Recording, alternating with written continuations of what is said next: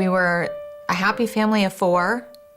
I was fortunate enough to be home with my kids. Noah was just about ready to start kindergarten, and we found out that that wasn't our plan.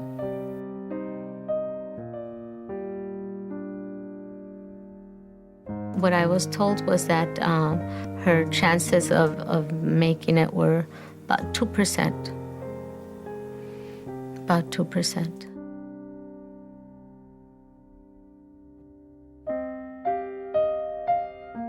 Obviously, I was devastated, and I had to pull myself together for a little bit because I had to then walk into the room and tell her. I fell to the floor, and I can remember just sobbing and not knowing where I was or what I was doing. I didn't know what to expect. It was just one thing after another, and I'm sitting there with her. I'm thinking, now what?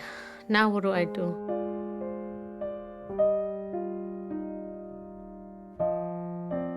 The mission of the Andre Sobel River of Life is to assist parents of critically, sometimes life-threateningly ill children with financial help. We pay for things that may sound mundane, things like groceries, rent, utilities. We have even paid for nearly 1,000 burials. I was diagnosed with Ewing sarcoma when I was 16.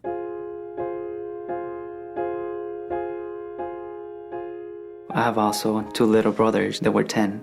I knew that my mom, she had to take care of them also. My husband was out of work for 4 months, which really was devastating for all of us. Luke, our younger one, became very angry, very clingy, and there were quite a few times that Bob and I didn't think we were going to make it. It's difficult to be married. Anyone who is married can attest to the fact that it's a challenge. Once you have children, you have the added stress of being a parent. If you find out there's something wrong, seriously wrong, with your baby, the stresses are very, very, very great. When I first heard that 8 out of 10 families break up as a result of a child's critical diagnosis, I couldn't believe it. To have that loss on top of losing a child is unimaginable.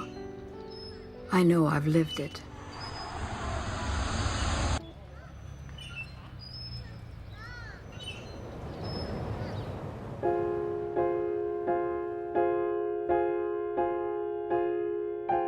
As devastating as Andre's illness was, I never had to choose between paying rent or paying for his medicine. I never had to face the heartbreaking choice whether to be with my child or to stay at a job.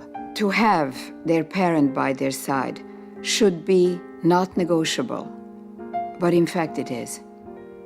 Well, I didn't want to leave. It was very difficult for me to go back to work because I wanted to be with her. But being a divorced parent, and I had to go back to work. I wasn't afraid that I was going to die. I was afraid that I was going to die alone. The emotional damage that can be done to a child who feels abandoned in a hospital, even though their medical needs are being met, can be irrevocable. The help that we received from the Andre River of Life Foundation allowed my mom to be with me because we didn't have to worry about how we were going to pay for like food or bills in general.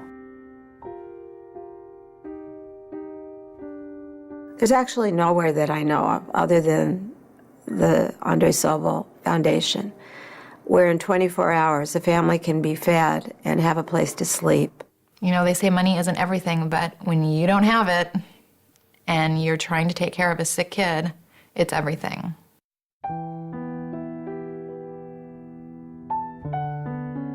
Knowing that this foundation exists is like having $1 million bill in your back pocket, and if you need to call upon it, you know that it's there. You know you can rely on it. There were a couple months where we couldn't make our mortgage payment, and the River of Life Foundation paid our mortgage for 2 months. A lot of good has come out of what we went through.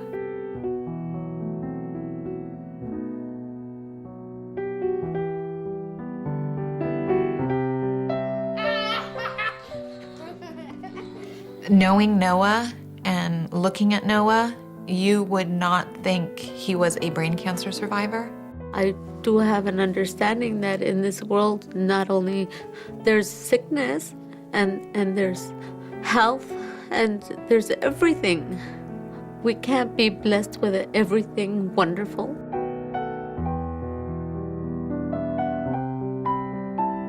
The only thing good that I see coming out of this was that when I was in the worst situation of my life, I didn't have to worry about emptying my house because the bills were paid for. And even if my kid was dying, I still had to pay my bills. So, yeah, that's the only good thing that I saw. The only thing.